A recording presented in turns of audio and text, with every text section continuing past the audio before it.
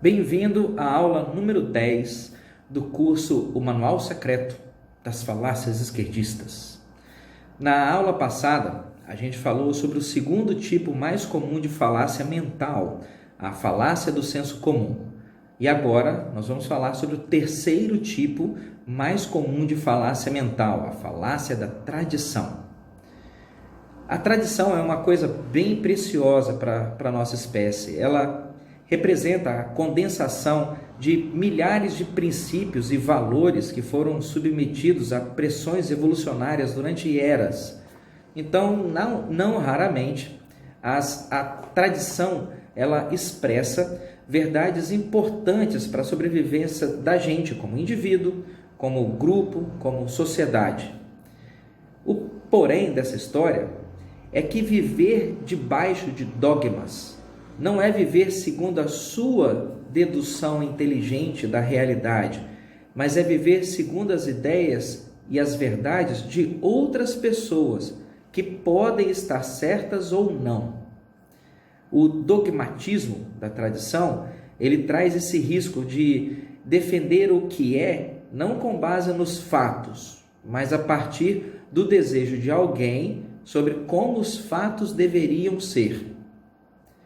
Indo um pouco adiante, a tradição vai acabar tendo como efeito impor convicções subjetivas de outras pessoas como regras de como você deveria agir e até mesmo pensar. A esquerda, ela explora a falácia da tradição de um jeito bem criativo. Ela emprega argumentos que inspirem um sentimento de legado, de herança e de lealdade a alguns princípios que a gente considera nobres, princípios nobres e virtuosos. Um exemplo, o PT sempre defendeu políticas sociais e o combate às injustiças. João Grandão, político petista do Mato Grosso do Sul, em uma entrevista para a Voz do Brasil em 21 de novembro de 2002. O PT sempre fez um governo para aqueles que mais precisam. Portal do Partido dos Trabalhadores do Distrito Federal, 22 de junho de 2013. O PT sempre defendeu a redução das desigualdades sociais no nosso país. Deputado federal Zeca Dirceu, no 6º Congresso Nacional do PT, em junho de 2017. Curiosamente, segundo um estudo realizado por um dos mais renomados pesquisadores de desigualdade do mundo, o irlandês Mark Morgan, e esse estudo, você não estou apelando para falar essa autoridade não, tá? O estudo foi publicado em setembro de 2017 no World Wealth and Income Database.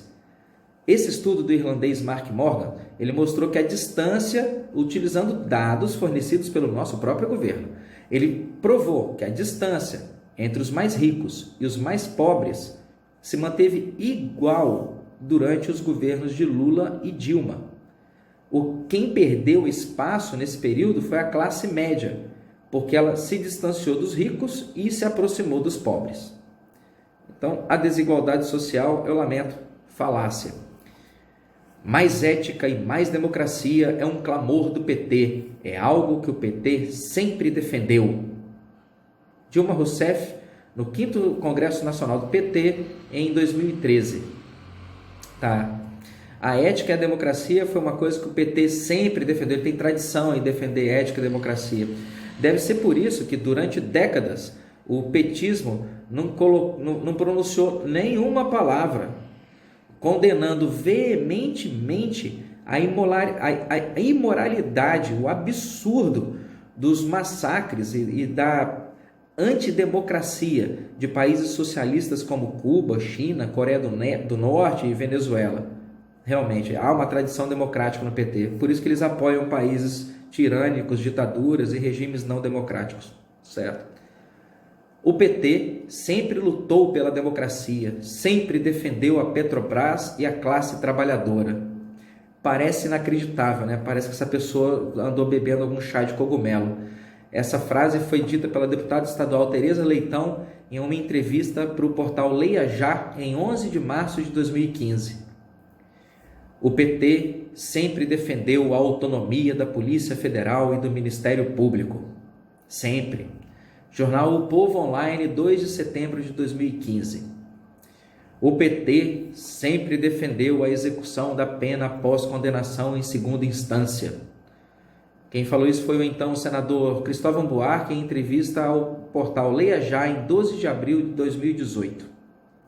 O PT sempre defendeu o direito de evangélicos expressarem a sua fé. Rui Costa, governador da Bahia, em entrevista à Veja em 13 de setembro de 2019. É de Lula a tradição de respeito ao Ministério Público. Portal Brasil 247, de setembro agora de 2019. O PT sempre defendeu os direitos de todos os cidadãos, inclusive o direito à segurança. Isso é da coluna do Charles Nis no portal Diário do Centro do Mundo, 6 de outubro de 2019. Sempre, sempre. Percebe como isso dá um senso de tradição? Sempre tem a tradição de fazer isso. Com relação a essa última aqui, do Charles Nis, que sempre defendeu o direito de todos os cidadãos, inclusive o direito à segurança. Isso é um soco no meu fígado. Segundo o Atlas da Violência de 2017, com base em dados juntados pelo IPEA e pelo Fórum Brasileiro de Segurança Pública, são dados do governo. Em 1996, o Brasil sofria com uma taxa anual de homicídios por 100 mil habitantes da ordem de 24,7. Em 2017, 21 anos depois, a gente alcançou o índice recorde de 31,5 mortes para cada 100 mil habitantes por ano.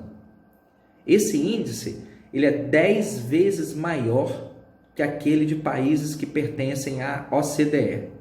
Isso para não contabilizar os mais de 50 mil estupros que acontecem no Brasil todo ano e o fato da gente ter um número de assalto 2 vezes maior que a média mundial.